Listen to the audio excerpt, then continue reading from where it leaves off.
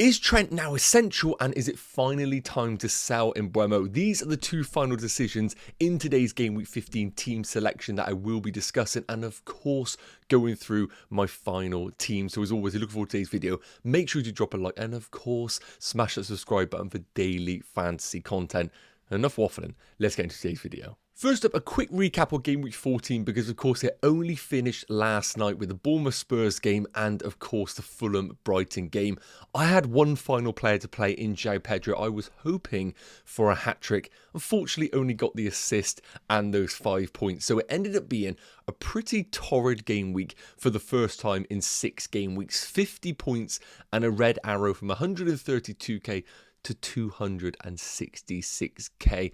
The streak of green arrows is over, but it had to come over at some point. And Game Week 14 was always going to be a difficult game week. Midweek, a fixture where a lot of managers felt like they could rotate their teams. We saw that with Chelsea, for example, even in that Spurs lineup last night. So if you got, a strong bench and they came in for those players that didn't feature, happy days. The people like Mikalenko, people like Rodgers, then you definitely had a great game week. For me, not so much.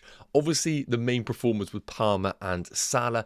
If you got the capacity right on that one, that probably left you with a decent game week. Unfortunately, got the wrong one, but in another world where Chelsea score 5 goals, Palmer probably does pick up an additional goal or an assist, and he had one of the highest non-pen XGs of anybody in Game Week 14, so I can sleep easy at night knowing that at least my decision was correct. It was just the outcome, and end of the day, Mo Salah is just the FPL king.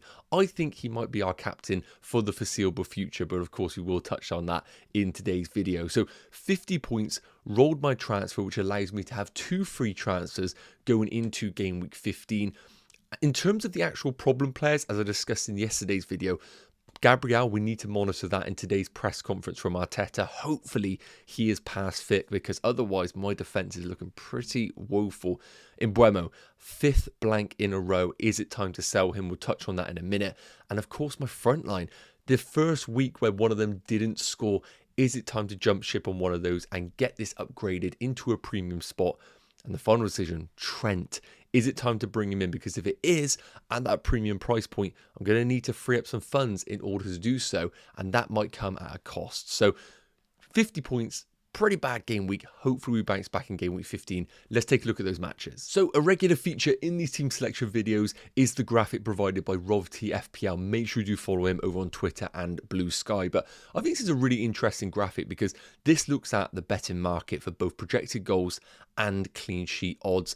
And while it isn't gospel at all, sometimes I actually quite disagree with these things, it's quite interesting to look at these fixtures from a different lens and see where the money's going to, because usually in terms of bookies, betting, you can get an idea at least of where the favourites are and the teams to target. So just running through the games very, very quickly. Liverpool versus Everton. A lot of people are talking about buying Trent this game week, and it is quite a scary prospect not owning him with a 40% chance of a clean sheet. Again, take that with a pinch of salt how you read it. A few things though. Early kickoff. We always know what happens with the early kickoffs. Everton at home, I don't think is going to be an easy game at all. And of course, Liverpool had a really tricky game away against Newcastle midweek, so I don't think they're coming into this game completely fresh. And in terms of Trent on his own, obviously a substitute in that Newcastle game came on. I don't feel fully confident yet that Trent is a 90-minute man in terms of now. Champions League midweek followed by the following game week 16. So Trent's a fantastic pick, 100%, and you could buy him this week, but I still don't know 100% whether he is a 90-minute man, and at 6.9 million, I want to know that I'm bringing a guy here who is going to play every single minute of every single fixture, and I just don't know if we're going to get that right now, but in terms of clean sheet odds, ridiculous. It looks great this week. In terms of some of the other teams, in terms of investments, Villa are great for this week, but I think long term I don't see the value. So I think Watkins, if you own him, is phenomenal. Rodgers, a good pickup, but again, Buendia coming back into the Villa team at times. I'd be worried that Rodgers could be a rotation risk in this week, hence why I'm not having him on my watch list right now. Brentford Newcastle, a fixture that I have heavy investment in with Mbeumo and Vissa currently in my team. Not looking great for the projected goals, which I'm quite surprised at considering Brentford have been the best team in the league at home. I'm actually a bit more bullish on the Brentford attack against this Newcastle team who again had a really tricky midweek against Liverpool.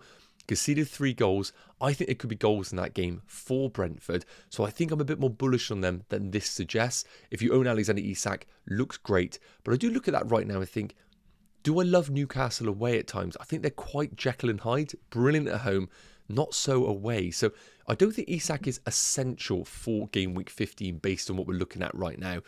Man City Palace, obviously the bookies are in Man City's favour, but I actually think Palace is slowly starting to turn a corner under Glasner. And I don't think this will be as easy. I think it's another game week where we can avoid Erling Haaland and accept what will be. He's not justifying the price point at all. Kevin De Bruyne coming back into that team, interesting, but do I want to buy him? Absolutely not.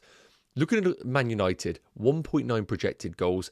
I have no investment in their attack, but I do in their defence. 36% chance of a clean sheet. Quite like the look of that. Of course, we will touch on whether Diogo Dalot is a bit of a rotation risk, but playing 90 minutes against Arsenal, I feel like Amorim can trust him, and I think right now he has his kind of players that he does trust, and I think maybe Dalot falls into that bracket right now. Famous last words, but it does suggest to me that if I was looking to sell Diogo Dalot to go to Trent, if I'm of the opinion that Dalot is going to start, then there's not really much difference in the clean sheet odds.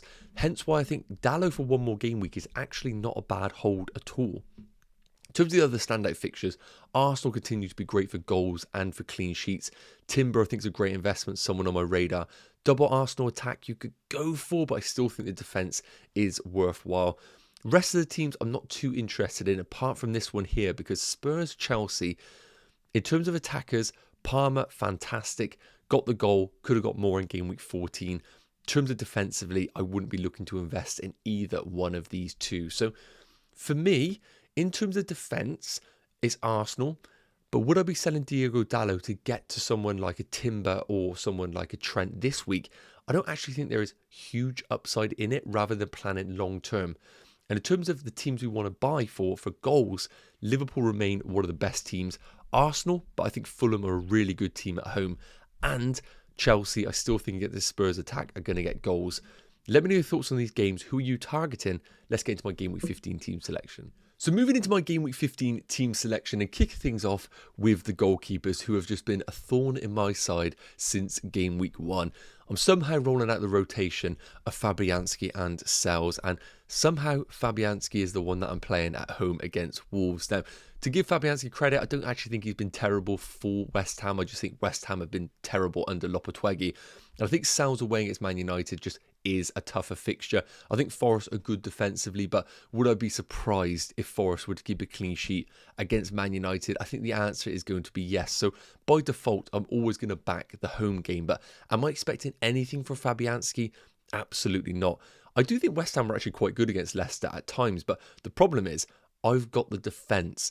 And the one thing that West Ham were terrible at was the defensive side of things against Leicester. So I am concerned about the spaces they're going to leave for the likes of Cunha to run into. And obviously with me having Wolves assets, it's kind of a lose-lose situation in my team. So Fabianski is just in. Hopefully he can save a penalty, fingers crossed.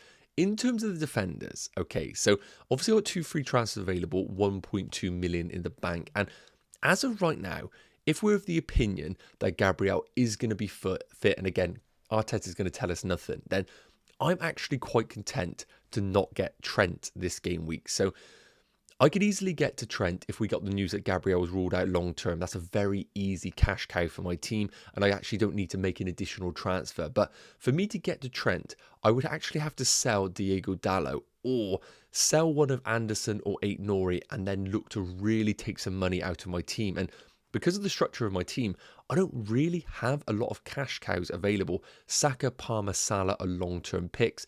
All my forwards are cheap. It's only really Brian Mbeumo, and we're going to come on to that in a minute. So right now, because of the odds that we looked at, the clean sheet odds, I actually think Diogo Dalot, if I'm of the opinion that he's going to start, is actually a really good defender this week, and I am more than happy to play him and just let Trent slide for one more game week, and we'll touch on my long-term plans at the end of this video. The other defenders that I've been considering at a bit of a cheaper price is going to be Jurgen Timber. And if we were to get news, maybe Diogo Dalot is a bit of a rotation risk, then I would look to bring in Dalot for Timber and just get it done, making sure I have a piece of that Arsenal team. But the reason why I'm not as invested in the double Arsenal this week is I think Fulham are actually quite a good team. I think at home they're good. Do they have the ability to score goals? I think they do. I obviously think Arsenal probably do keep a clean sheet, but all in all, I think the defensive three of Dalot, Gabriel and Aït-Nouri this week is fine. I would prefer someone better than Aït-Nouri, but again, do I need to make a transfer there? I think the answer is going to be no. So I'm going to pass on Trent this week. I'm going to pass on Jurrien Timber and hope that my long-term plans actually do pay dividends. So moving into my game week 15 midfielders, and Saka, Palmer, Salah just don't really need any discussion apart from the captaincy talk at the end. But Saka blanking in game week 14, I hope people maybe think to themselves he's not good value, but we know that Saka is just a long-term pick in this Arsenal team, and Arsenal right now are just purring. I think since Odegaard's been back, they just look like a different beast, and I always expect them to win. So Saka, the best attacker in that team, is just naturally going to be my long-term pick. Same applies for Cole Palmer, the talisman in that Chelsea team. Long-term a great pick, and Mo Salah is just Mo Salah. But I am sat here right now with two midfielders who really are out of favour in Mbeumo at home against Newcastle and Garnacho at home against Forest. Now, very differing problems. Mbeumo has blanked 5 in a row, and that is a problem at his price point. If he was 5.5 million, I would just let it breathe because he's a penalty taker in a good Brentford team at home. It's worth noting, away from home they are terrible.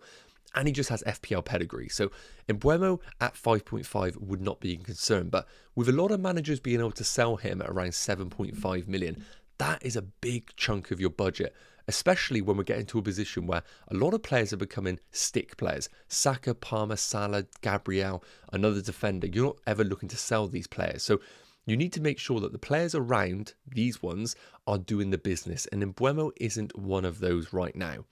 However, at home, against Newcastle, and I think Newcastle defensively are quite poor still, I just don't think it's the week to sell him. Looked at those fixtures that we checked out previously, I don't think there is a standout fixture with a midfielder that we can go to this week that is actually significantly improving the team. For my team right now, with a decision to make whether to bring in Trent longer term or someone like an Alexander Isak, I need to make sure that when I sell Bryan Mbeumo, he's either sideways to a midfielder that is equally fantastic who is going to clearly outscore him, or downgrading him because he is the cash cow to a cheaper midfielder to allow these moves. And as of game week 15 right now, I think the fixture is good enough to justify keeping Bryan Mbeumo for one more game week and then reassessing in game week 16 when his fixtures really get bad. And I think game week 16 is the time to move away from Mbeumo, not game week 15. So I'm more than happy to give him one more game week. In terms of Garnacho, I can't wait to get rid of this guy because even though he started against Arsenal, came off in the 59th minute, and clearly Amorim does not know exactly who the players are going to be in these twin 10 positions. And while that remains the case, Garnacho is either going to play 50 minutes, 60 minutes, or he's going to come on for the last 30. And a player at that price point is 6.2. I just cannot be having sat in my team. Again, the problem is, if I downgrade him to a cheaper option like a Rodgers, I think he could be a rotation risk this week, or a Semenyo, I think he's good. It doesn't actually improve my team this week because do I think they're better than Mbeumo? And I think the answer is going to be no. So right now, I'm actually happy to stick with Mbeumo for one more game week and then use him as a cash cow to decide what I do with my team in game week 16. But let me know in the comments, what are you doing with Mbeumo? I'm hoping he does repay the loyalty. Finally, moving into my game week 15 forwards, and as you can see, I'm happy to roll out my value forwards for one final game week. So Visser at home against Newcastle. Could I be concerned of a bit of rotation with Igor Thiago coming in? Potentially, but I think Visser has done nothing wrong in this Brentford team, and whenever he plays at home, he goes big.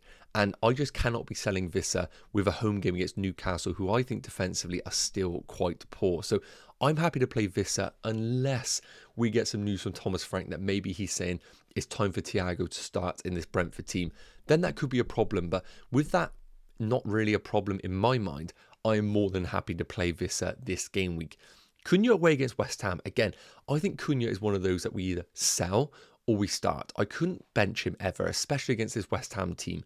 And I think Cunha probably got a little bit overhyped over the last few weeks, by myself included, because I think the returns and the way that he was delivering was a little bit over the top in terms of outscoring his underlying numbers. But he is a man who can produce magic, and I just can't see a position right now where I need to sell him, especially with the upcoming fixture. So I am pretty chill on Cunha right now. And also João Pedro got the assist, bit lucky in game week 14. Could be concerned about his minutes in game week 15, yes. Welbeck obviously wasn't in the squad, but I think João Pedro could play in the 10, he could play as a forward. I think he's such a easy player for Hertzler to start in this Brighton team that I think he probably does start once again. And after watching the Leicester West Ham game, I think there are going to be some real opportunities for Brighton players to score in this fixture. Let's be honest, Van Nistelrooy didn't put a good defensive performance in against West Ham. I think Brighton could score a few goals. So I'm pretty content with my forwards. Yes, I would love Alexander Isak. Yes, I would love Nicholas Jackson. But Jackson, I just don't feel I can get there right now. Isak, I think I can get there in a future game week. So for those reasons, I think keeping my value forwards for one more game week is actually the play. And rolling the transfer is actually what I'm leaning towards right now. I don't think I can get Trent in easy without sacrificing some players along the way. And I actually feel quite content with this team. We're going to touch on some long-term plans because, of course, if I roll my transfer, I'll have 3 for game week 16. And if I'm going to do that, I really need to make sure that I'm fully utilising those 3 free transfers. And I think I can do so. Last decision captaincy, then we'll come on to those long-term plans. So in terms of the game week 15 captain, I'm going to be honest with you, we started to get into Erling Haaland territory. Now, what I mean by that is a couple of seasons ago, there was no other captain than Erling Haaland because his effective ownership got around 200% at times, and it was just a scary prospect not having him as your captain. And I think Mo Salah is getting to that territory. He's had like 9 double-digit returns this season. He is a guaranteed game time on penalties in the form of his life and away against Everton, which I think is a good fixture. I just don't think we can overthink it this week. Captaincy on Mo Salah, because you know if you don't captain him, you basically are praying that he doesn't deliver because of his ownership being so big. We saw that in game week 14. I do think Palmer is a fantastic pick against Spurs, but I just think it's Salah this week. Don't have to think about it. Of course, if you want to be different, then I do think Spurs are going to leave lots of spaces for Cole Palmer to deliver, and it could be Cole Palmer's week. I think Saka isn't really in the same level as Palmer or Salah, so for my team, I think it's a no-brainer.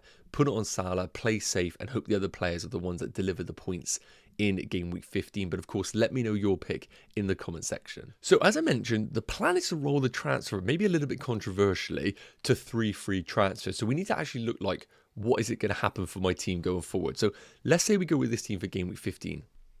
Coming into game week 16, my team would look something like this. Sells will start ahead of Fabianski, but this is where really the problems start to come for my team. Brentford come into a horrific run long-term after this period where even when they have home games, they are terrible. Like Forest at home is not fantastic. Arsenal at home, Man City at home, Liverpool at home. I'm happy to get rid of Mbeumo in game week 16. Dalot, I think, can remain a fantastic pick, but I think also there are just going to be safer teams to invest in. And we touched on Vissa is going to have long-term problems, similar to Garnacho. So going into game week 16, a move that I've been looking at, and again, I need to really justify why I'm rolling the transfer this week, is to bring in Jurgen Timber for the home game against Everton. I still think Ben White is going to be out for the foreseeable future. Getting rid of Vissa to bring in Alexander Isak, who I think is still remaining a fantastic player for our teams. And that will be coming in for the Leicester game, which I think is the one to go into. Yes, Brentford away is great for game week 15, but I don't think I need to absolutely rip up my team for it. Then I would need to free up 1.7 million. And this is where keeping Mbeumo for 1 week is important because it now allows me to come down to the right asset. Now, as of right now, I do think it probably is Semenyo. I don't love him, but I think he probably does make sense for my team. And then my team will look like this for game week 16. And I think this is why rolling the transfer makes a lot of sense. I bring in Isak when I can actually bring him in as not part of a points hit. I get Semenyo in for the good home game against West Ham, and I bring in Jurgen Timber for the home game against Everton, knowing that he is a long-term pick for my side. I think the team looks a lot better right now in terms of the structure. I've got the double Arsenal defence. I've downgraded Mbeumo to allow myself the flexibility to bring in Alexander Isak and have that premium forward that I really think my team is lacking right now. So that is the plan for game week 16 and why I am looking to roll the transfer. I just think it gives me flexibility. Now, of course, in terms of flexibility, what it also allows me is if I wanted to have a path for Trent, because of course he will have Fulham at home, I only need to free up 0.6 million. Now, with my team value, I can't get Trent and Isak. So if I go for Trent in the defense, I basically am saying to myself, I can't have Isak up top. So what I could do is bring in Trent, and then just for 0.6 million, I could do a lot of things. I could downgrade Garnacho to somebody. I could probably bring in Garnacho to Semenyo in my team, or a Clivert. That is absolutely a possibility if I want to resolve it. Another thing I do is downgrade Mbuemo to anybody who is 7 million or less, which gives me, again, a bit more flexibility in the side. So for that reason, just all these components, rolling the transfer makes a lot of sense for my team, and it really gives me an avenue to the Isak route or the Trent route in game week 16. Yes, guys, okay, that's going to wrap up today's game week 15 team selection video. As I mentioned, rolling the transfer is my current preference, but we will monitor those press conferences today to see if anything comes out. As always, if you have any questions, please do put them in the comments section. And of course, if you enjoyed it, drop a like and smash that subscribe button. I will see you in tomorrow morning's deadline live stream. We'll be covering off all those last minute panics, and I will see you then. Take care. Cheers.